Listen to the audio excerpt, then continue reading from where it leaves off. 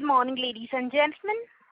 Welcome to Angel Limited Q2FY22 earnings conference call.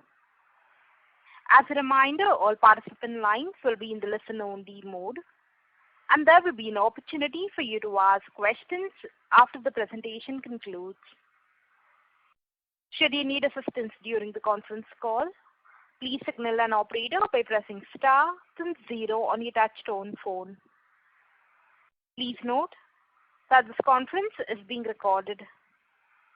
This conference call may contain forward-looking statements about the company which are based on beliefs, opinions and expectations of the company as on the date of this call. These statements are not guarantees of future performance and involve risks and uncertainties that are difficult to predict. I now hand the conference over to Mr. Narayan Gangadhar. Thank you, and over to you, sir. Thank you. Good morning, everybody. On behalf of Concall Limited, I would like to extend a warm welcome to all of you for our Q2FY22 earnings call. I am joined by Vineet Agarwal, our Chief Financial Officer, Mr. Hitul Gutka, the IR Head and SGA, our Investment Relations Advisors. Since Dinesh is not keeping well, he is unable to participate in today's call with you. I trust all of you and your loved ones are safe and in good health. We have published a detailed investor presentation and issued a press release to the stock exchanges. I hope you have had a chance to look through it. I will comment on recent developments and then Vineet will walk you through other aspects of the business and financial performance for the quarter. Post the vaccination drive carried out in the country, the economy has been reviving strongly as major sectors are witnessing robust recovery in demand. All the renowned global agencies like IMF, World Bank, ADB, rating agencies, etc. have reinforced their confidence in India's growth potential as they continue to forecast the GDP growth between 8 and 10% for the current year. Some of them estimate this growth to continue in 2022 and beyond. With such robust growth in the near future and continuing long term as well, I strongly believe that India's capital markets are poised for experiencing corresponding growth in times to come. Currently, we are at an inflection point where more and more people are opening up to the concept of diversifying their financial assets and increasing their capital allocation to equities. In H1 FY 2022, India opened 15 million new Demat accounts, which is more than the number of Demat accounts opened in entire FY 2021, and thus creating a new milestone of 70 million plus accounts. Majority of these new accounts are coming from tier 2, tier 3 and beyond cities. I'm happy to share that digital players like us are using technology to not only open up new geographies, but also to enhance skill sets of this population through our vast repository of financial literacy programs. Despite such a healthy increase in Demat accounts, even today we are just at about 5% of India's population have access to equity markets. Now, when we stack this against our Asian peers like China and more mature markets like USA, we can distinctly measure the caliber of this sector's growth potential. This is also supported by a growing base of youth, Gen Z and millennial population, majority of whom reside in underserved tier 2, tier 3 and beyond cities. Whilst consistent low inflation and resultant modest returns on risk-free assets are attracting this target audience to capital markets, as investors see a strong and sustained momentum in corporate earnings and valuations. As a booming younger population enters their working age, India is estimated to add 175 to 180 million to its large workforce over the next 3 decades. Digital players are at the forefront of addressing this large potential market. It has been seen over the last many quarters that approximately 75% of incremental active clients are added by the top 5 digital players of this industry. As a result, the share of these top 5 digital players in the NSE clients, active clients, has grown approximately 2.5 times over the last 9 quarters to 54% as of September 2021. Angel has been amongst the forerunners of this space, playing a significant role in diversifying India's equity culture. Over time, Angel has built a robust digital platform to tap this young tech-savvy population. We continue in our relentless efforts to augment our tech, our products, by upskilling our artificial intelligence, machine learning, and data science capabilities, thereby providing our clients with seamless, best-in-class experience. Now, as we have discussed in our Q1 FY22 earnings call, we have onboarded some of the best available talent in the field of tech and product development. I'm very happy to report that during this quarter, Mr. Jyoti Swarup Raiturkar has joined us as our Chief Technology Officer. Mr. Jyoti has 20 plus years of hands-on experience building high-scale tech products and global teams, and has worked with global tech giants like Walmart, Microsoft, Samsung, GoIbibo, and Intuit.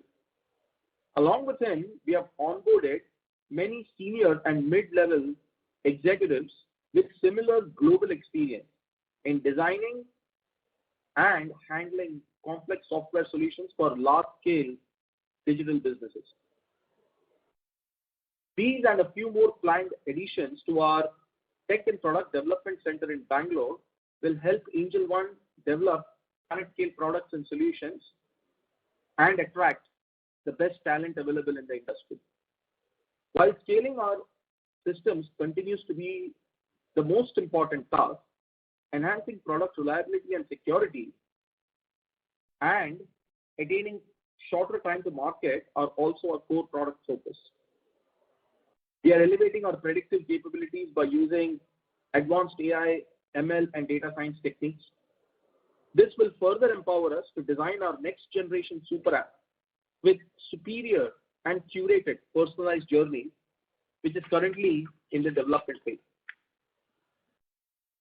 In pursuit to democratize stockbroking through simplification of our existing products and also integrating new features, we introduced InstaTrade, a one-of-a-kind feature in the industry, which focuses on simplifying options trading for clients, be it beginners or experienced traders. This uniquely integrated feature helps clients to effortlessly select the index and analyze charts for the most active strike price. Through this feature, we target to further strengthen our position in the largest segment of this market. With the IPO market buzzing and expected to remain extremely hot, the IPO pre-apply feature addition will further delight our clients, as they can now pre-apply for their choices IPOs even before the issue opens, and thus saving the time effort during the 3-day frenzy. Developments on our NXT platform further enhances capabilities and the latitude of our large network of authorized persons, empowering them to better connect with downstream clients. These innovations and continued efforts to develop new features and services strengthen our foundation as we march ahead to attain market leadership. This, coupled with our endeavor to imbibe paramount standards of unilateral disclosures, makes us a very unique proposition when compared to our peers. Angel has been the only participant in the industry which has been consistently broadcasting its fundamental business statistics irrespective of the non-availability of comparative peer data. All of these efforts separate us from our peers and strengthens our resolve to run this business in a very transparent manner and tap the massive growth opportunity that is going to unfold in the Indian capital market scene. At the start of the year, our board had approved our foray into setting up of an asset management company. I'm very happy to share that our application is in process with SEBI for their in-principle approval. The AMC will be a vehicle to fulfill our endeavor to provide with unique and curated financial products to our clients and enhance the value chain of our business. The wealth tech business is just shaping up in the digital landscape in India, and Angel will certainly play an important role in this evolving space. The effervescence and freshness of our Angel One brand and its endorsement by our target client base has been further riveted with Angel Broking Limited being rechristened as Angel One Limited. I'm very happy to share with you that the board has approved distribution of 35% of Q2FY22 consolidated post-tax profit as the second interim dividend to our shareholders. The record date has already been communicated to shareholders via our stock exchange notification. With this, I now request Mr. Vineet Agarwal, our CFO, to brief you on the financial performance of the company. Thank you very much. Over to you, Vineet. Thank you, Narayan. Good morning, everyone. I will take you through the operational and financial snapshot for the quarter gone by. Angel continued to deliver an exceptionally strong performance on all operating parameters, which also translated into strong financial results for the quarter. We continued to acquire close to 1.3 million clients during the quarter. This is the second consecutive quarter where we have acquired more than 1.2 million clients. In H1 of financial year 2022, we acquired approximately 2.5 million clients, which is more than what we acquired in the entire financial year 2021. This has been possible basis our robust processes, continually strong performance marketing, backed by our efficacious tech and product suite. With this addition, we have grown to become a family of 6.5 million plus clients on our platform, which translates into a formidable 9.3% market share of India's total demat accounts. On incremental basis, our market share stands at 15.3% for the quarter, thus indicating that we are on track to attain our overall market share in total demat accounts closer to this 15% mark. As we increase our presence in Tier 2, Tier 3 and beyond geographies, we continue to onboard the digital native, Gen Z and millennial clients for the fifth quarter in a row. More than 90% of our acquisitions are from these upcountry towns and cities. Further, our efforts to connect with the young generation early has resulted in the median age of these newly acquired clients at 30 and below years, again for the fifth quarter consecutively. Our comprehensive and simplified flat fee tariff structure continues to be extremely popular, with more than 90% of our clients signing up for it for the sixth consecutive quarter. We continue to evolve our large library of diverse chapters on financial products, thus upskilling both new to market and experienced clients. As clients become more educated, their potential to become active and remain so also increases. This is reflected from our expanding base of active clients on NSE, which has steadily grown quarter over quarter to approximately 2.5 million as of September 2021. This translates into a 5.7x increase since September 2019 as compared to a 4.5x increase in our client base over the same period, thus translating into a significant improvement in the active client ratio to approximately 38% now from less than 30% in September 2019.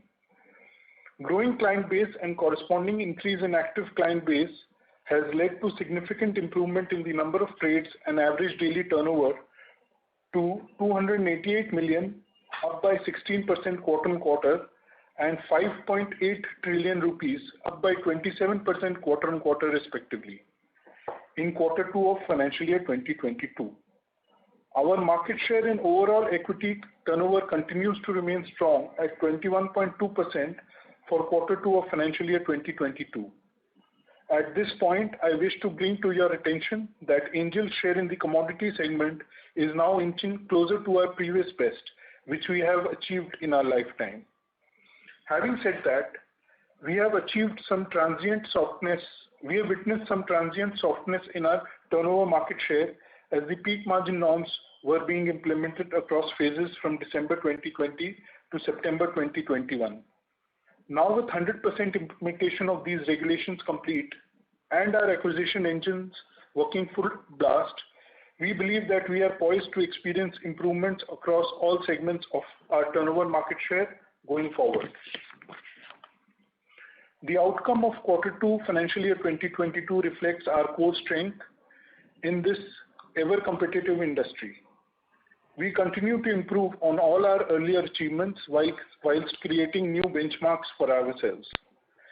We closed the quarter with our highest ever gross revenue of rupees 5.4 billion, registering a 13.4% sequential growth, which is further split as follows. Gross broking revenue accounted for approximately 67% of our total gross revenues, with a quarter-on-quarter growth of 11.4%. Interest income, which includes interest on our client funding book and interest earned from deposits, accounted for approximately 17%, growing by 26.3% quarter-on-quarter. Depository income contributed approximately 6%, a growth of 9.5% quarter-on-quarter. Income from distribution of third-party products was approximately 2%, growing by 163.7% quarter-on-quarter, and our other operating income contributed approximately 9%, a degrowth of about 2.5% quarter-on-quarter. The share of F&O segment in our gross broking revenue increased further to approximately 69%, whilst the contribution of cash segment stood at 26%.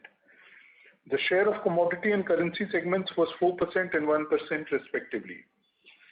During the quarter, improved participation in the cash delivery segment and a greater push for MTF led to a 25% sequential growth in our average client funding book to approximately rupees 15.3 billion. This, coupled with healthy increase in deposits, led to a 26% sequential growth in our interest income. After sharing commission with our authorized persons, approximately 74% of the net broking revenue was contributed by our direct clients, whilst the balance is attributed to the clients of our authorized persons. Since we have been adding clients at a very brisk pace over the last 2 years, the net broking revenue from clients who are less than 2 years on our platform continues to remain high at 75% in Q2 of financial year 2022, whilst the balance is contributed by more than 2-year-old clients.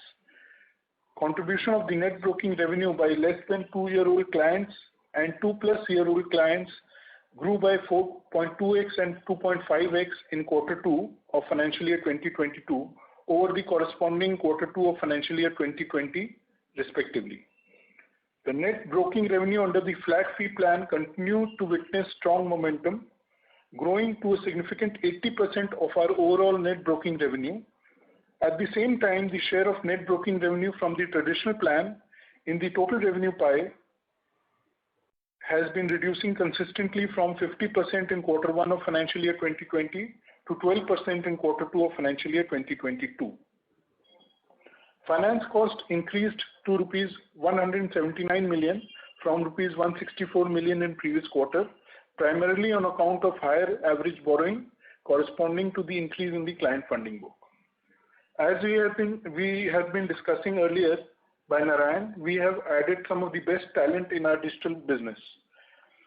These are some of the most sought after names in the industry. Due to this, we have seen an approximately 17% sequential growth in our employee cost, excluding the ESOP cost. Augmentation of human capital in tech and product development, digital revenue functions were the mainstay of this increase. Other expenses for the quarter rose to approximately 1.4 billion, representing a sequential growth of 17.5%. Moving to a new brand, Angel One contributed a slightly higher spend on marketing and advertisement, while increase in client acquisition, tech spend, and depository charges were the other reasons for the increase. On account of both of these, our total cost is higher by about rupees 70 million during the quarter.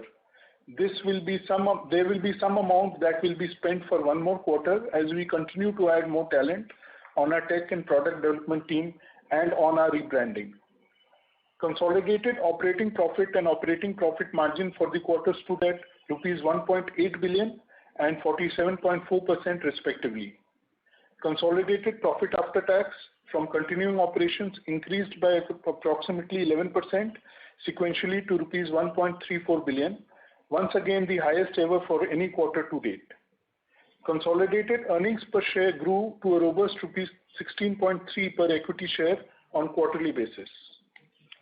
For H1 of financial year 2022, our performance is as follows. Our gross revenues stood at rupees 10.1 billion, representing a growth of 79% for the corresponding period of financial year 2020. Our operating profit stood at rupees 3.5 billion, representing a growth of 101% for the comparable period of financial year 2020. Our operating profit margin expanded by 152 basis points to 48.1% over the same period of last year, whilst consolidated profit after tax from continuing operations grew by 108% to rupees 2.6 billion over the same period of the last year.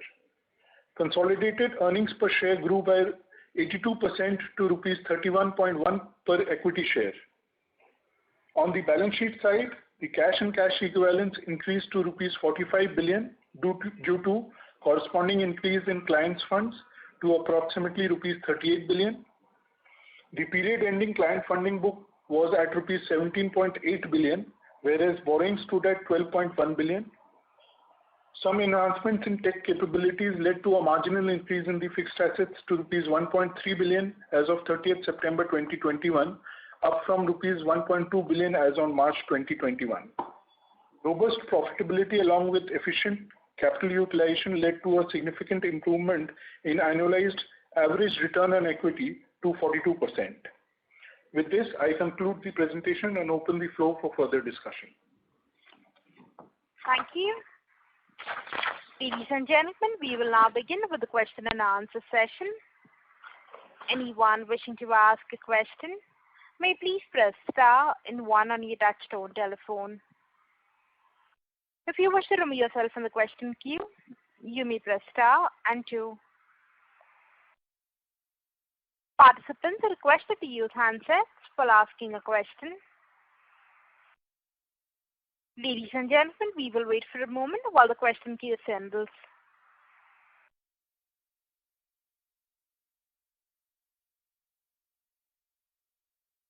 The first question is from the line of Nidesh Jain from Investec. Please go ahead.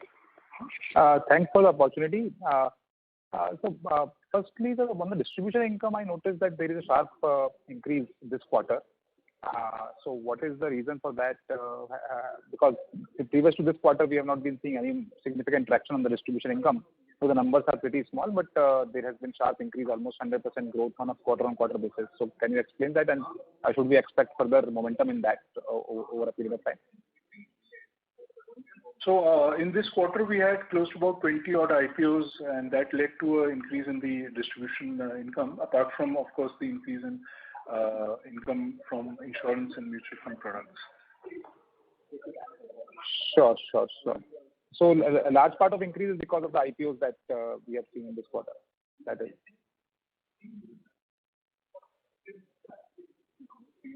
Hello? Yeah, sorry. Can you repeat that, please? Yeah, I was asking that large part of the increase in distribution income is coming from IPOs. Primarily because of IPO, yes. As I said, there were more than 20 IPOs, and we've strengthened our position there. Sure. And with respect to AMC application, can you share the timelines by which you expect to start that operations? And as well as any sort of analysis that we would have done, that how much we will be able to cross-sell to our customers, what will be the strategy, what sort of products we plan to launch, if you can share some color on that. So the application was filed in September of 2021. Typically, it takes about 4 quarters or so or rather 6 quarters to set up the entire business, and then another 2 or 3 quarters to launch the schemes. So we're looking at about 6 to 8 quarters as a horizon to be able to launch the AMC business. And once we are closer to the launch, then we'll share the other details. And lastly, the average revenue per user has been declining if I look at the trend for the last 3-4 quarters. And this quarter, the decline has been quite sharp, almost 11% sequential decline in average broking revenue per user.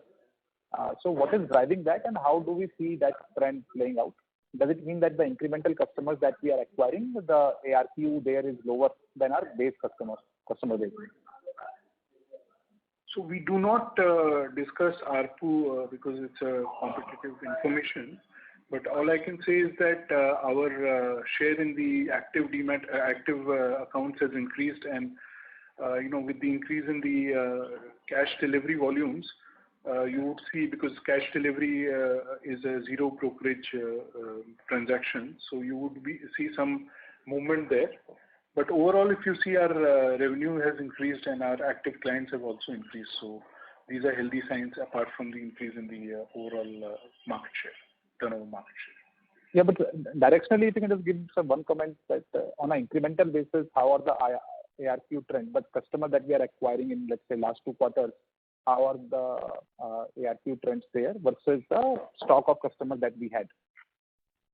So you see, the inflow of the clients has been largely in the last 2 months. So giving a trend that way will not be correct. But again, as I said, we do not discuss ARPU because of it being a very sensitive information. So I can, as I've mentioned directionally, I can tell you that the market share is something which we track on a very minute basis, apart from the growth in the active client base as well as the revenues. Sure. So is there a change in our average payback period, or that remains broadly similar? Remains broadly in that same range of less than 2 quarters. Okay. That's it from my side. Thank you. Thank you. The next question is from the line of Akshay Ashok from Dalal & Broacha Stock Broking. Please go ahead. Yeah, hi sir. Congratulations on a good set of numbers. I just had 2 questions. One was, just a second. Yeah, so this market, you think will recover because there has been a drop in F&O market share on a QOQ basis and overall equity market share on a QOQ basis. Now that we are adding, I think, in terms of client addition, what is the reason why there has been a slight dip and you feel this will pick up in the coming quarters? That is one. And the super app, if you could just say the timeline, because I thought by the end of the calendar year, or at least by the end of financial year was your aim, right, to bring out the super app. Yeah. So just these 2 questions. Thank you. Yeah, I can take the second question, and Vineet, you can answer the first one. Does that sound good? Yeah, sure, sir. Yeah. So hi, this is Narayan. So the super app, the timeline is basically we are on track to launch it by the end of FY 2022, which is in March of next year. That's where we're aiming to go live with it and start laying that foundation for launching subsequent apps on top of that. And now I will hand it over to Vineet, who can talk about your first question. Market share, yeah. Yeah. So as far as the market share is concerned, so we've seen these 4 phases of implementation of the margin norms from December 2020 to September 2021. And in each of these 4 phases, whenever the implementations happened, we saw a momentary dip in the market share, and then we've seen the market share come back strongly. So we expect the market shares to grow across all segments going forward. Now with all the 4 phases having implemented as of September, and then going forward with the robust client acquisition engine that we have, we are expecting our market share to grow. Yeah, and what will be the run rate, sir, you are aiming at in terms of client addition? Although I know that adding 4 lakh clients a month will be tough, but approximately what will be the run rate you are aiming at? Well, this is the minimum I think you can expect us to achieve over the next few quarters. So we will continue at least with a run rate of around 1.2 million a quarter, and obviously we are aiming for higher. Okay. Thank you so much. Thanks for that. Thank you. The next question is from the line of Madhukar Lada from Elara Capital. Please go ahead. Good morning, everyone, and congratulations on a great set of numbers. I just had a question. I think in the opening comments, Mr. Narayan mentioned something about an options analytical tool. Can you explain that a little bit in detail? I missed that a little bit. Yeah. Thank you. Yeah. So, as I explained early on in the call, right? We have been actively working to simplify our products for our customers. Majority of customers who are coming on our platform through the digital strategies, majority of them are actually first-time customers. And many of them don't have a lot of experience using financial instruments.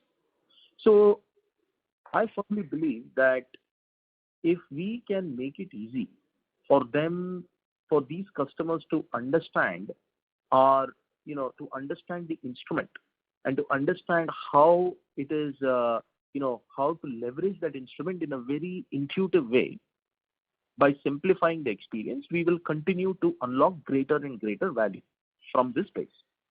So with this philosophy, last quarter we took a pretty important feature, which is our options trading feature, and we simplified it by launching a product known as InstaTrade.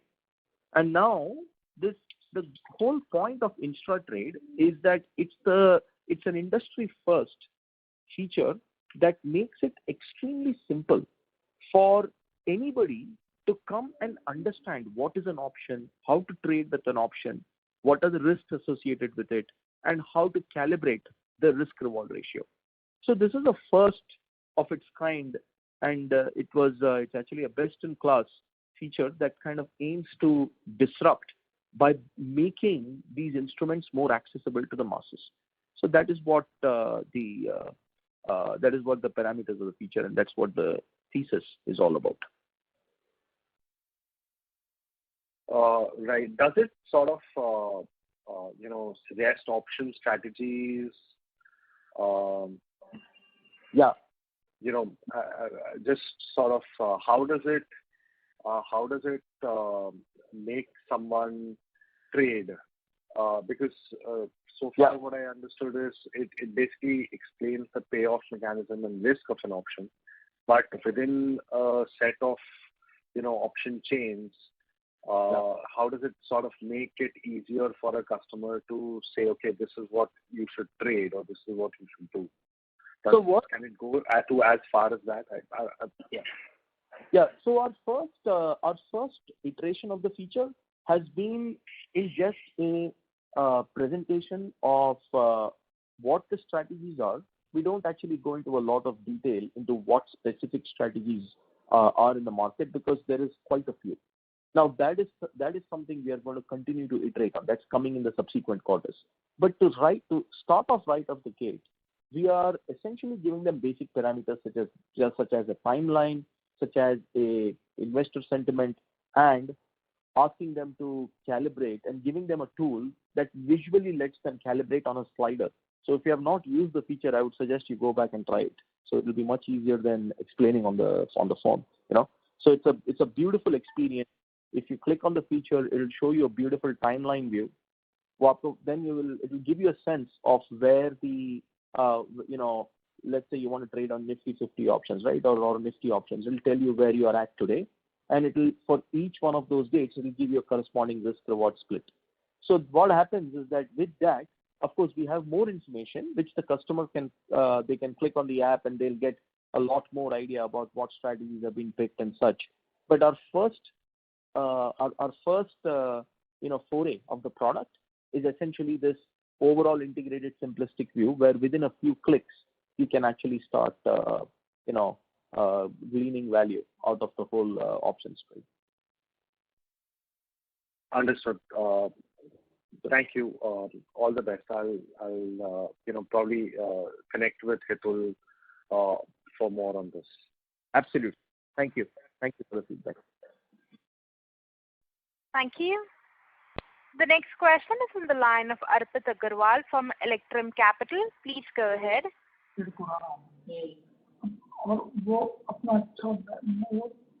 Sorry to interrupt, Mr. Agarwal. We are not able to hear you. As there's no response from the current participant, we'll move on to the next. That is on the line of Saurabh Dhole from Trivantage Capital. Please go ahead. Yeah, sir, good morning and congratulations for a great set of numbers. A couple of questions from my end. So the first one is, could you just explain what are the components of this interest income line item apart from the ESOP and MTF interest accruals? So the interest income constitutes the client funding book, which is a combination of MTF, the LAS that we have on the NBFC, and the T+7 trade receivables that we have. So all put together is the client funding income that we get, plus the interest that we earn from deposits that we place with exchanges in the form of margins. Okay. So on the deposits that you place with the exchanges, how much would you be earning approximately on that? Well, it depends on what the interest rates are on the deposits and the tenor of the deposit. So it keeps on varying, but it would be in the range of about 3.5-4%. Okay. And sir, the other question is that, as in we understand that this business can be very volatile in terms of the top line movements. So in case of say, 15-20% kind of drops in revenue line items, what kind of, cost income ratios can we expect? Because how nimble is the business model is what I'm trying to understand here.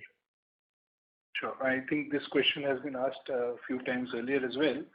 So I can tell you that this business, whilst a 15-20% drop is something which is not so frequent or easy, but I can still tell you that we have enough levers within our cost system to be able to bring down our costs. So majority of our cost is the client acquisition cost that we incur on a quarter-on-quarter basis to acquire these clients. That can be curtailed to a certain extent. The employee cost is something where a large part of the cost is attributable to the variable component that can be controlled. And of course, with the decline in the volumes, the costs related to volumes also will go down. So overall, there is enough space and lever for us to be able to maintain the kind of margins that we have, even if there is a drop in the revenues. Okay. And sir, just one last question. In terms of the massive surge that we are seeing in derivatives volumes, as in if you look at the the exit rates in the September quarter as well as the numbers for the month of October. In your view, what is actually causing such a massive surge in volumes? Is it purely the penetration that is happening in the tier 2, tier 3 cities, or is there something else also which is playing out? Yeah, it's a combination of both the penetration that is there amongst the the tier 2, tier 3 and beyond cities, as well as people understanding the product much better, given that there is a huge repository of information that is available on the social media, YouTube, etc., including the videos that we also have uploaded on various social media channels. So people being able to understand this product more easily, and of course with a lower capital they can take a better exposure. And of course people now are getting into this option trade from those smaller towns and cities. So yeah, so a combination of these is something which we feel that has a strong participation from the retail segment. Okay, sir. Okay. Thank you so much. Thank you. The next question is from the line of Vidisha from Antique Stock Broking. Please go ahead. Yeah, thank you for the opportunity. Firstly, Can you please tell me what will be the percentage of ESOP cost in the overall employee expenses for this quarter?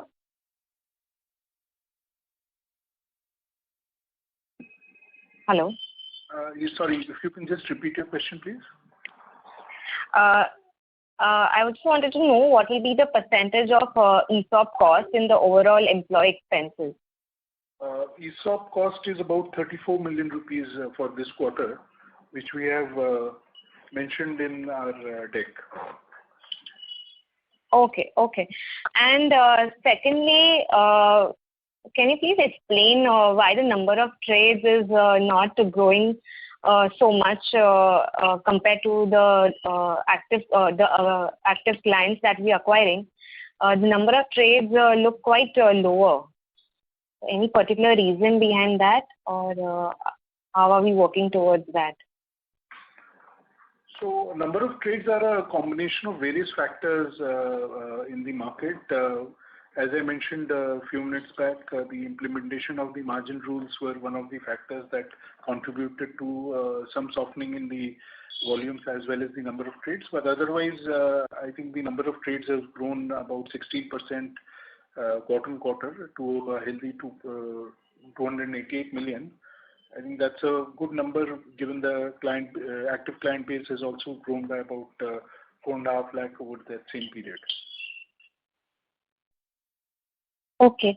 Well, I thought the impact of margin volumes is no longer there compared to, I think the impact was largely covered in the first and the second phase. So each of these 4 phases had some impact. The most large part of the impact was, of course, in the first 2 phases, but even the third and the fourth phases had some impact. Now with that done and dusted, we don't see that uncertainty now. Okay, fine. Thank you. Thank you. Thank you. The next question is on the line of Ankit Babel from Shipcom Ventures. Please go ahead. Good morning, sir. Ankit here.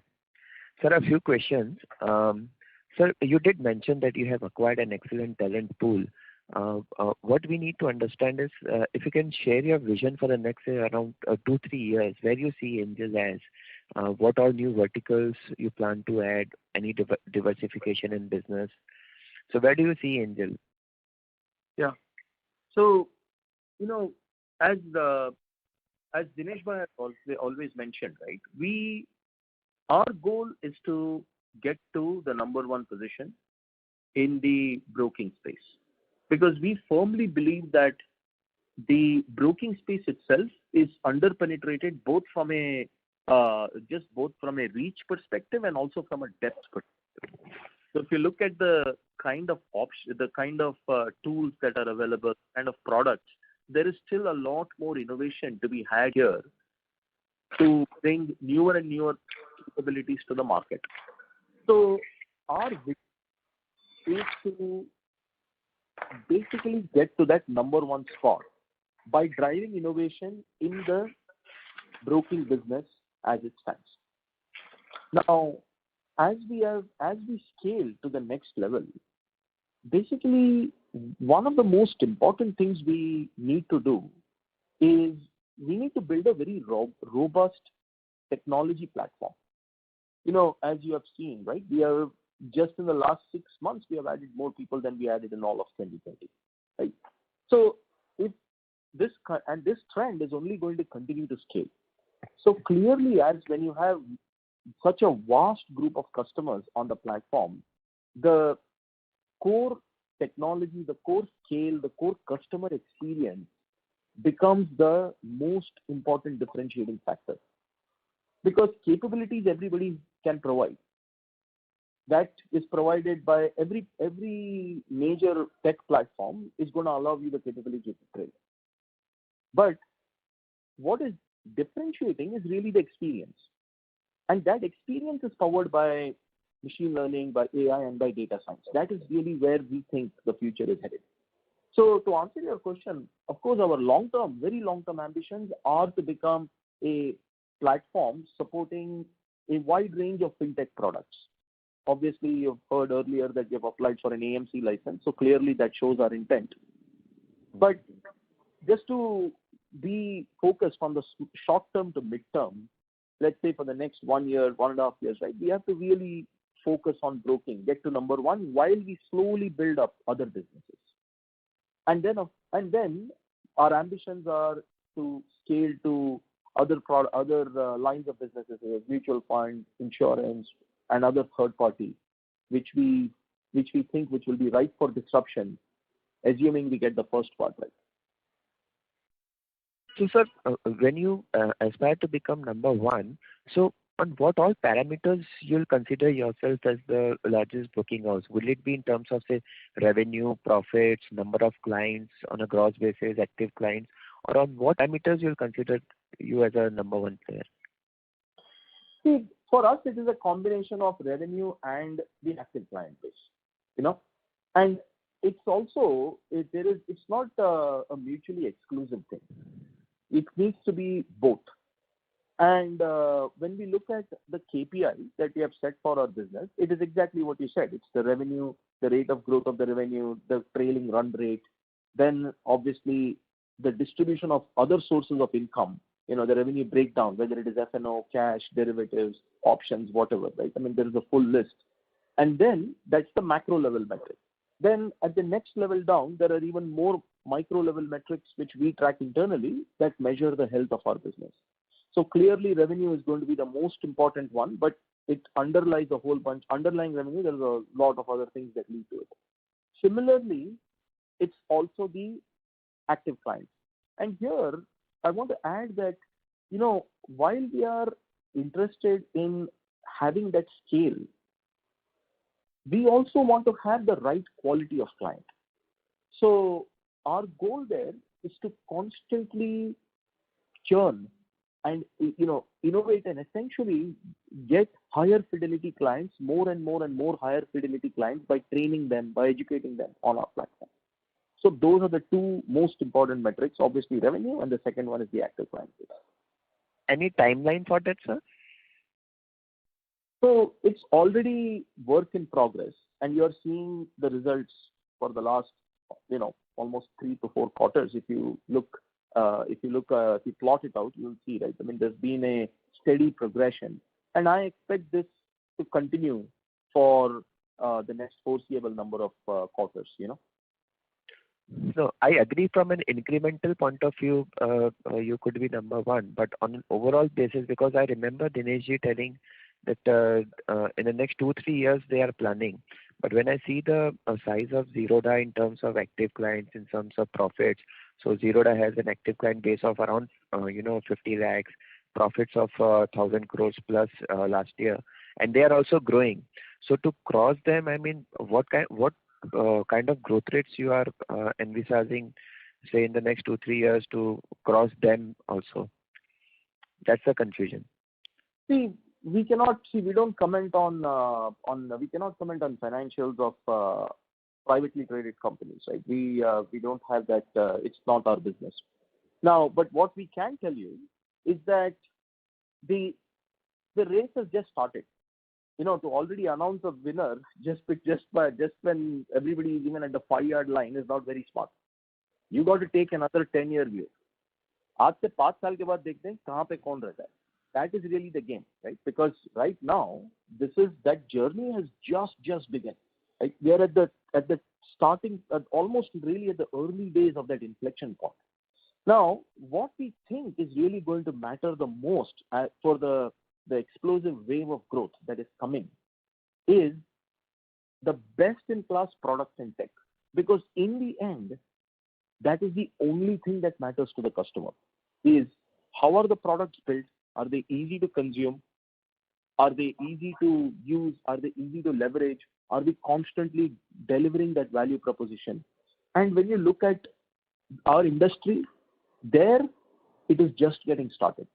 Because only very recently have people even started, I mean, that's true even in the rest of the world, not just here, that even only recently have people started applying large-scale data science, large-scale machine learning to trading patterns, to trading journeys, to invest in theology. There is this whole space is just starting. So that's why we think it's a long-term play, and our strategy is built for that. Okay. And sir, one more thing. One risk which is always associated with a broking business is dependence of revenue on market performance. Now, I understand you cannot immune yourself fully, but what all measures are you taking to de-risk your business? I mean, so that, even if there is a high volatility in the market, at least or there is a major fall or something like that, at least your revenues and everything is protected. So, what we have seen historically, that as Dinesh Bhai has mentioned many times, that if you look at the macro level picture over the last 10 years, the markets generally have only gone up.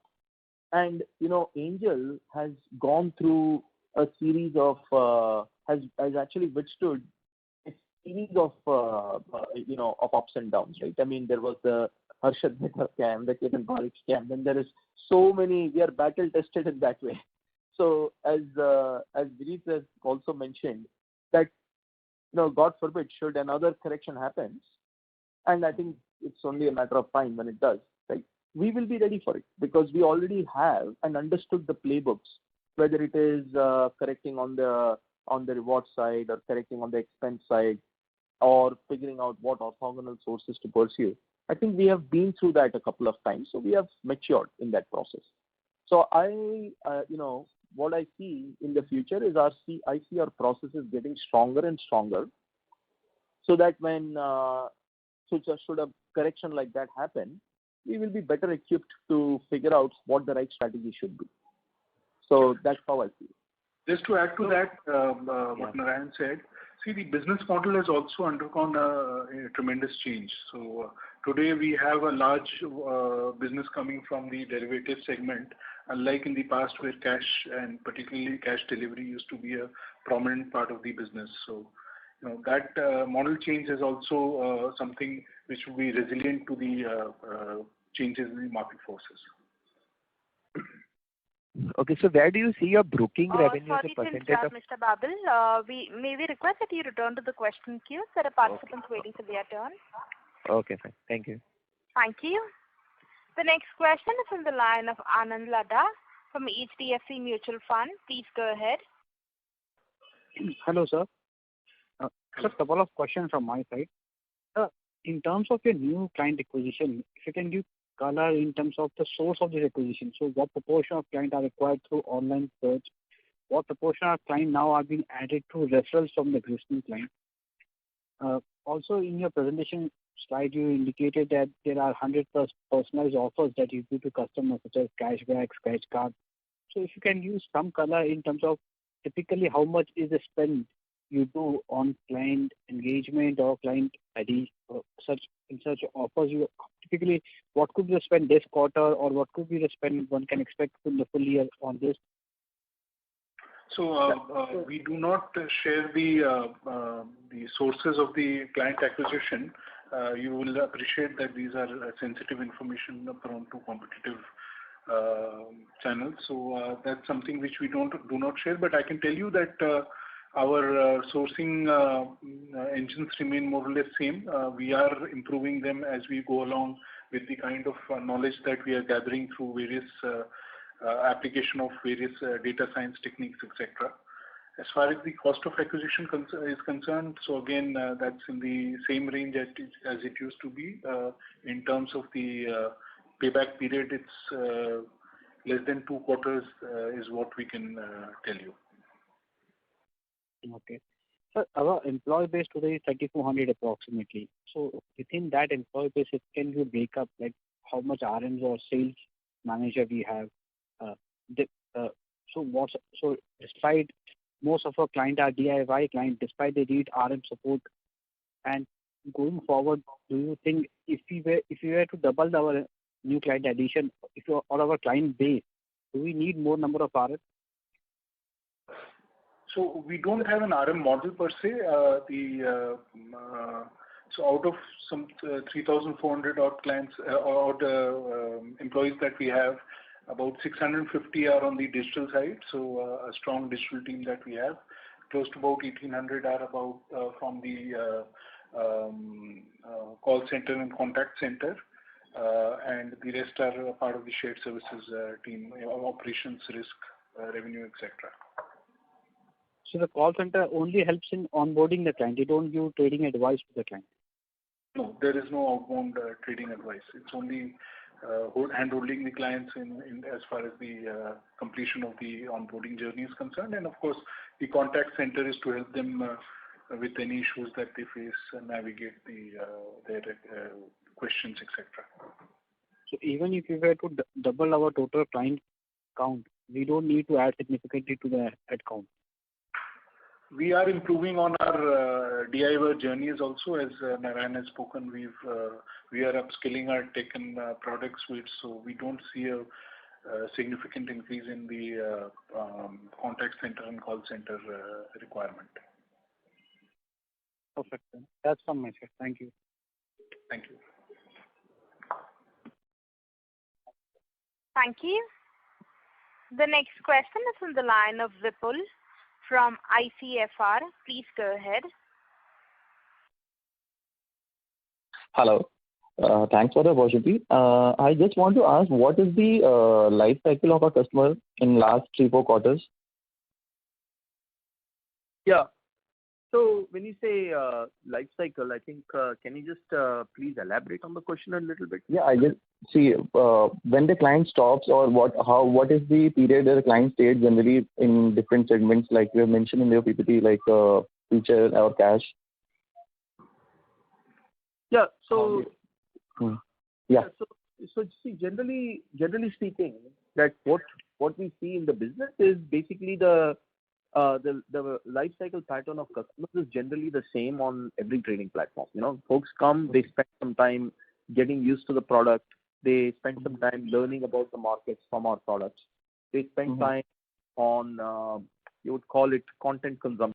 So we have a very strong content book and content library. So a lot of our engagement even happens before the trade. So that is something that we are extremely good at, as you know, right?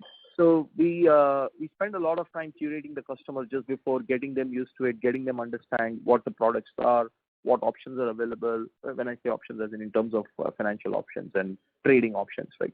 And then, of course, there is a trading journey. And usually what we see is that usually folks, they have a, their strategies could go on multi-quarters, multi-years, and then slowly they grow with us. So in terms of our life cycle, to your question, right, we look at folks that are with us for 2 years, 3 years, 4 years and beyond. That's the best answer we can give at this point.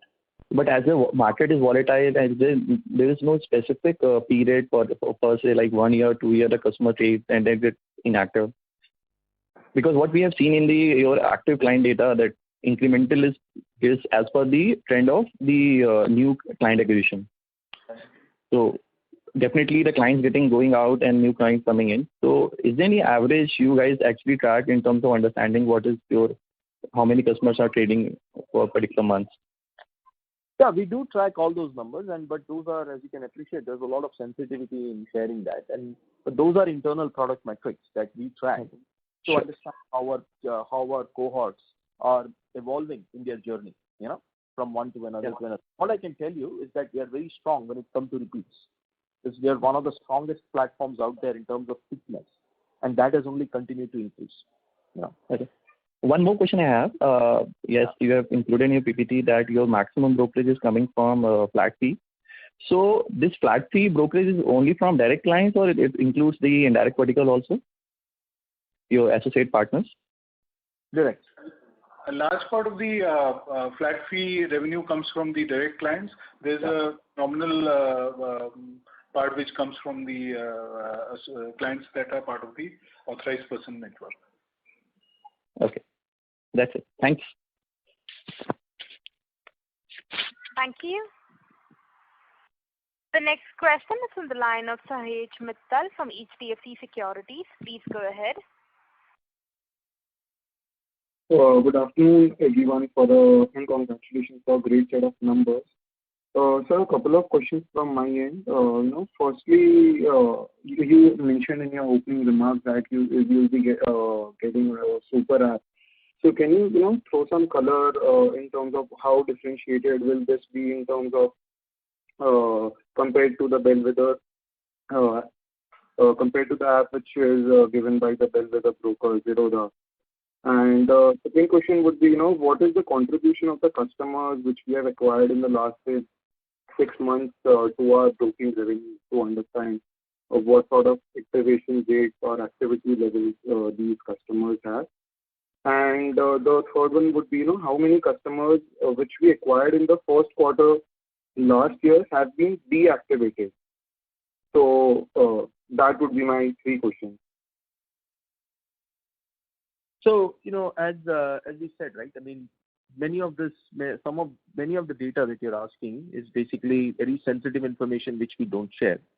But I will talk to you about the super app strategy, that is more relevant to the long term. Now, the super app, see, you mentioned earlier, right? How is it going to compare against other apps, other apps from other brokers, right? See, that is, we are not building our super app to copy what other people have done. I couldn't care less what Zerodha has done or what Upstock has done. What I care about the most is what does the customer and what can we offer, we being Angel. So our super app is going to be built to play to our strength, the value that we can offer to our clients. And that is going to be in the form of a fully cohesive experience, because if you look through the numbers and look through the ratings on any of the top 4, it's very clear that most of the apps today, they all fall short of what the ideal customer experience should be. You just need to do your own homework and look at the actual data, right? If you look underneath, almost every app, customers have told very clearly that the journeys are hard to follow, the journeys are hard to they're hard to deduce, the transparency isn't there. Now, these are basic feedbacks that everybody is getting, and obviously we are getting the same feedback. So clearly that has to get addressed in the next app, in the super app. But there are specific journeys which are Angel related. For example, having a better content display, having a better platform for consuming that content, having a better platform for showcasing our research. This is what we are truly good at, right? And we have a very good operational model. Our operational experience over 20, 30 years. We want to have the best in class operating experience to handhold the customer through that journey in a fully automated manner. So our entire app strategy is built on that. It is built on those pillars of simplicity, transparency, and also better consumption of content and better curation of the journeys for whatever profiles the customers are, whether it is for options, whether it is for derivatives, whether it is for cash and such. And as I said early on in the call, we look at Q1, obviously is where we want to launch it. That will be our first launch. It's not a one and done. But once that is done, that gives us the platform to launch subsequent experiences which we are going to build through Q2 onwards. And that is really how we think about the whole super app journey, eventually leading to other applications like obviously support for mutual funds, loans, things of that nature, but that will come later. Got it. And so the other bit would be on the wealth management space. So you gave some highlights in the opening remarks that you'll be building out the wealth management space as well going forward. So if you could put some light. Yeah, Vineet, can you comment on that for the WMS side? As Vineet had, Vineet, as you Yeah, if you can just repeat your question, please, on the WMS part. So I wanted to understand, what are your aspirations in the wealth management space? How different will our wealth management be? How are we targeting the customers in the wealth management space? Oh, okay. Sorry, I thought you wanted to know about the timeline. Okay. So sorry, I can answer that. Yeah. So what we are seeing is that our customers have been asking us. There is a very healthy set of customers today who have who manage their funds through our platform actually. And we had an app which we had built where we have started showing this journey even about a year ago, but it's been in very limited deployments, right? So what we are seeing is our customers have been asking for this. So our goal here is to build out a platform that lets them that offers that alternative on our core Angel super app. Now, where we see this going long term is we see this as a much needed optionality to complete the full investment experience for every client, because our cohorts, as they grow through their journeys from being a novice to a professional investor to a seasoned investor, what we see is that they are looking for more and more diversification, and we want them to stay on the Angel's platform to get that diversification. So this is how our whole strategy is going to be built around that. It's going to be built around providing that optionality.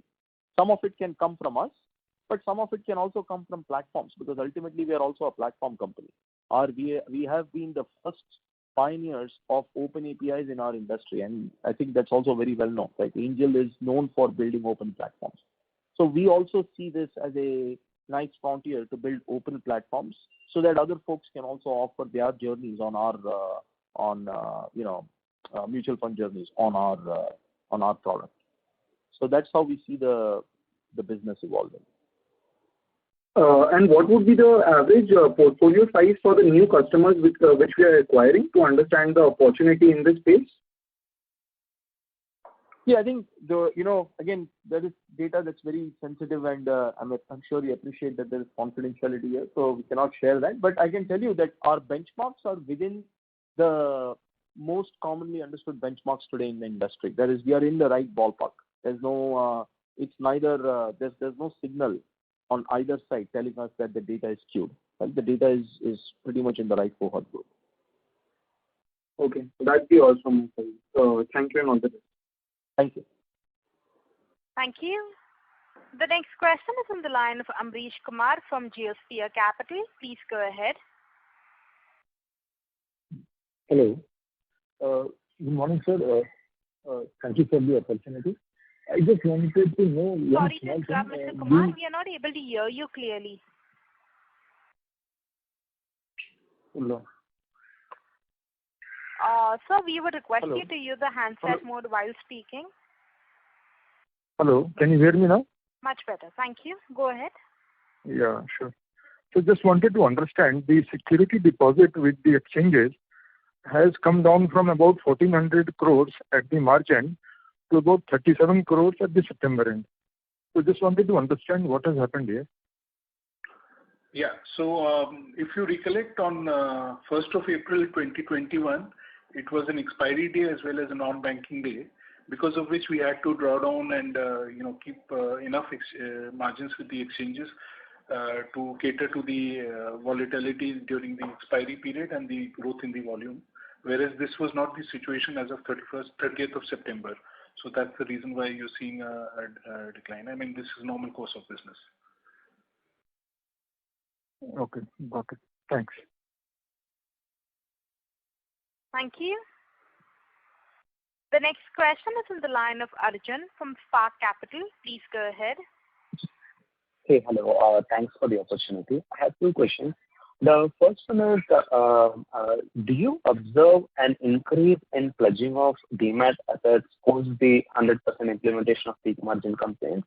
And if that's the case, and I just wanted to get an idea on what would be the percentage of pledged assets as percentage of the total assets. I don't have that information handy with me, but yes, the pledging is seen quite a increase ever since it started from last year, around this time of last year. So people are now understanding the process well, and we are seeing some traction there as well. Okay, the proportion would be minuscule or it will be high, the pledged assets as percentage of total demat assets?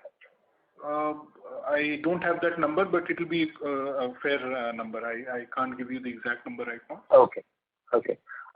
Just one more question, a broad one probably. In the US, the discount brokers have started to offer cryptos to their customers, and currently they are kind of immune to market correction as well. So I agree the regulation over here is not very clear, but what is your stance with respect to cryptos? Like, would you be somewhere, either directly offering or would be associated with some platform that is already offering? Just your thoughts on this, please. Yeah. So, see, I mean, for crypto, I think the biggest uncertainty is around governance and around the legality of it. And clearly, as the regulations continue to provide more line of sight around the level of governance required, clearly at that point there is nothing stopping us from offering those products on our platform. So we are also waiting for some more insight, some more guidelines from SEBI and the likes of other authorities to see what best can be done here. But you're absolutely right. I mean, it is we are constantly keeping an eye out on it, and when the right time comes, we will be ready to offer it as well. Thank you. Thanks for the opportunity. Thank you. Thank you. The next question is on the line of Madhav Bhatkoli from New Horizon. Please go ahead.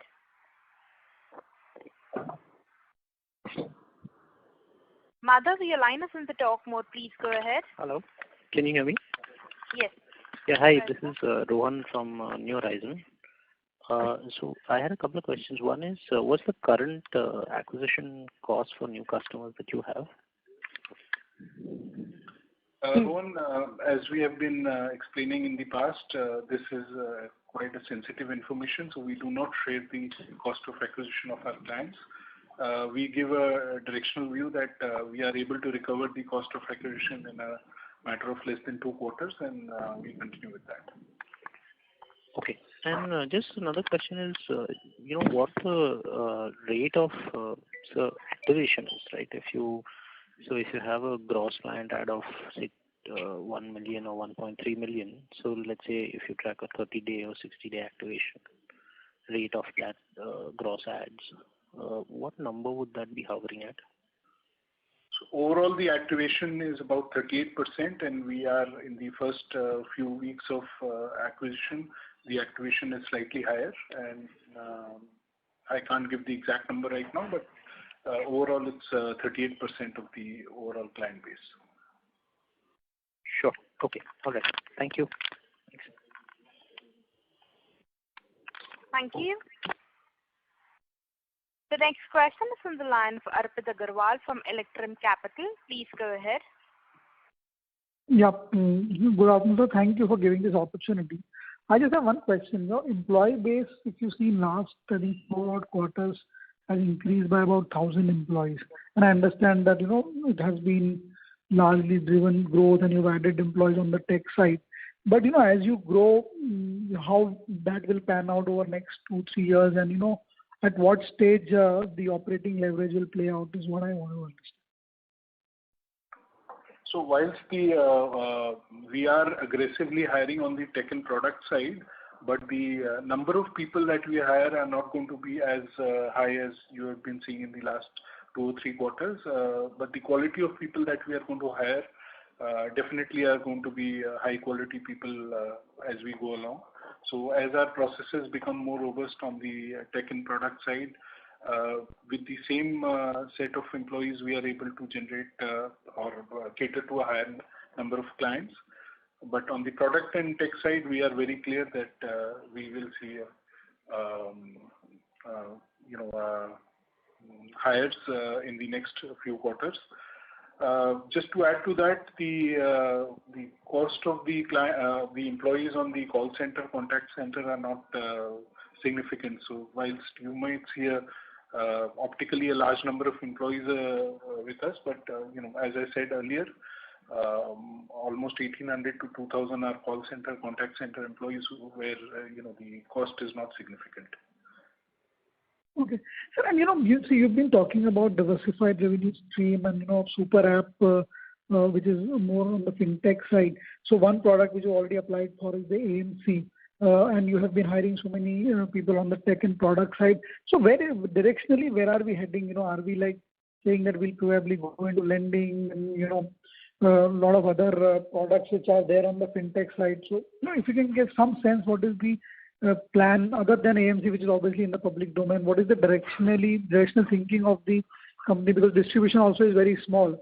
So, is it like only distribution or a lot more other products are on the anvil? Yeah. So as I mentioned earlier on, directionally the focus is going to just be broking. That is the core business that we firmly believe is poised to grow the most over the next decade. So we want, our goal is to get to the number one dominating position in that.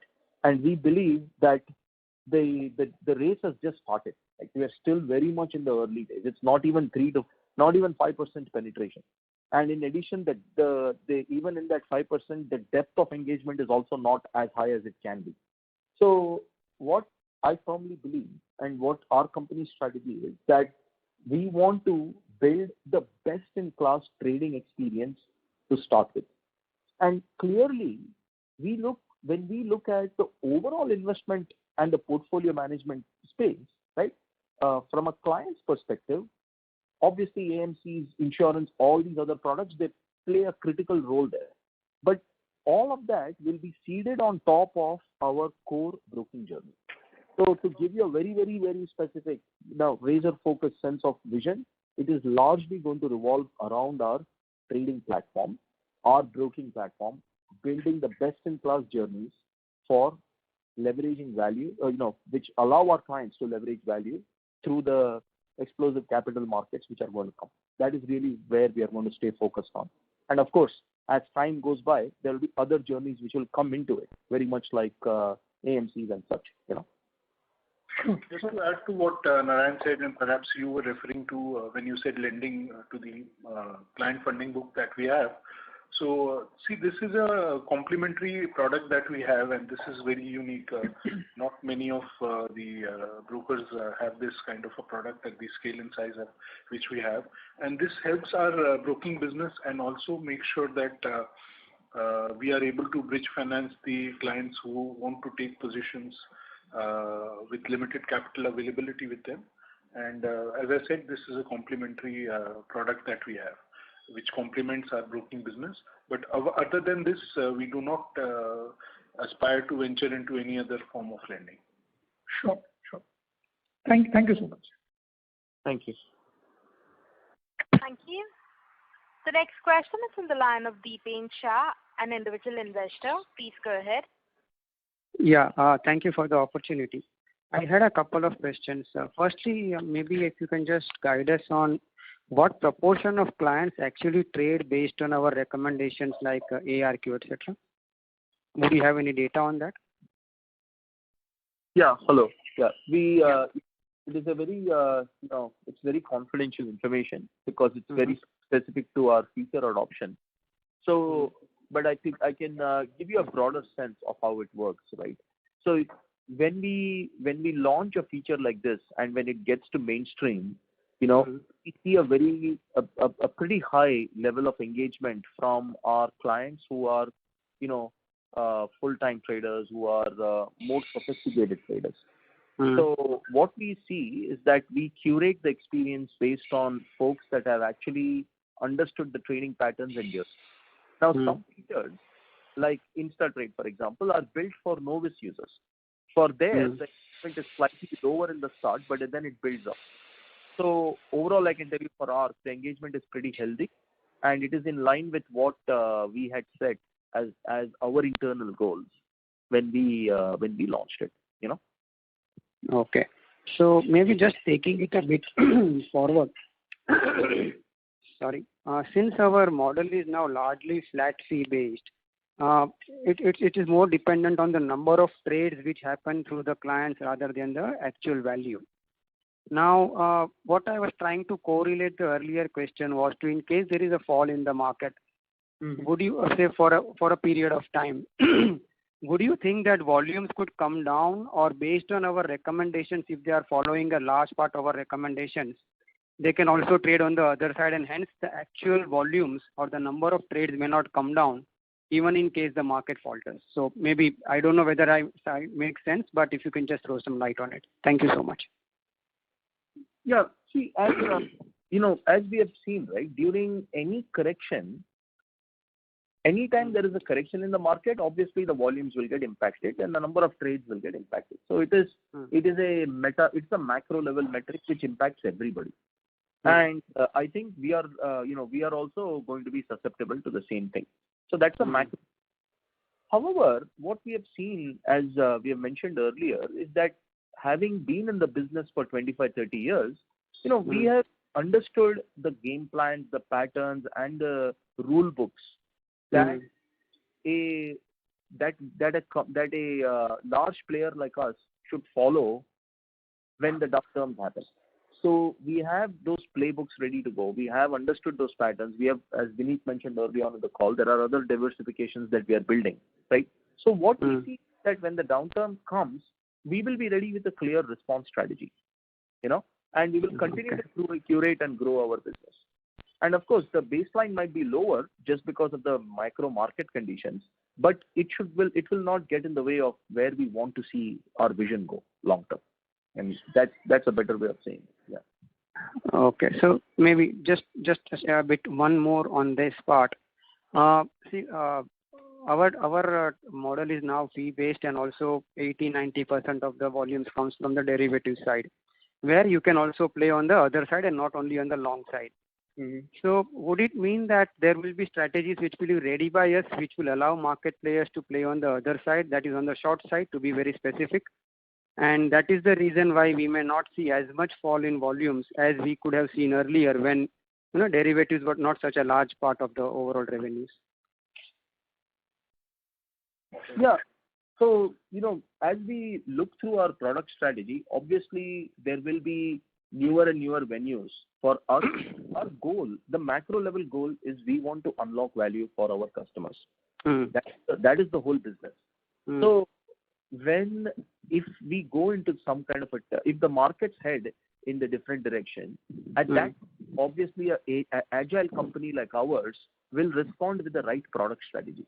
Now, the right product strategy is through a short or through whatever other schemes, that really only time will tell. We cannot, all we know is we have the instruments ready to go and deploy when the time is right. Now, some of them not sense on day one, but some of them might make sense later, like that. Okay. Thanks very much, and all the very best. Yeah, sorry, you were saying something. Just to add to that, if you were to see the recent incident in March 2020 when the markets corrected big time, you see a new set of clients who wait for an opportunity like this. They come in the market, and overall the volumes grow in the next few weeks, months, and you see a new set of clients, a new wave of clients coming into the market. Sure. Thanks very much, and all the very best. Thank you. Thank you. Ladies and gentlemen, that is the last question. I now hand the conference over to Mr. Narayan Gangadhar for his closing comments. Thank you everyone for joining us today on this earnings call. India's fintech industry is at the cusp of a strong growth. Organizations who were able to identify this opportunity early on and adapt to this change will be key beneficiaries of this growth. Since the digital space is such where room for players is limited, it is imperative they make the right moves at the right time and capitalize on the huge opportunity. I'm very happy to share that Angel had identified this opportunity and was ready with its products ahead of time. Now, with the build-up of strong tech and product expertise with global experience, as we start rolling out new products and services, I'm sure that the launch pad for us to leapfrog into new orbit of growth is ready. We will continue to invest in augment technology, human capital, product and service offerings as we move ahead on path to become leaders in this business. With a strong corporate structure in place, coupled with our superior product and service offering, I'm confident we are poised to achieve our goal of maintaining market leadership over the next couple of years. This will have a multiplier effect not only on our operating metrics, but also our financial performance in years to come. While there may be periods of interim up and down, our agility and aggression to quickly adopt and adapt to change will keep us ahead of the curve. I am certain that Angel will play a dominant role in deepening the culture of systematic wealth creation across all segments, age groups in the long run. Our strategy to expand our product and service bouquet to include sustained wealth creation products will play a vital role in this journey. For further queries, please reach out to our investor relations team or SGA, our investor relation advisors. Wish all of you a great day ahead. Stay safe, stay strong. Thank you. Thank you. Ladies and gentlemen, on behalf of Angel One Limited, that concludes this conference call. We thank you for joining us, and you may now disconnect your lines. Thank you.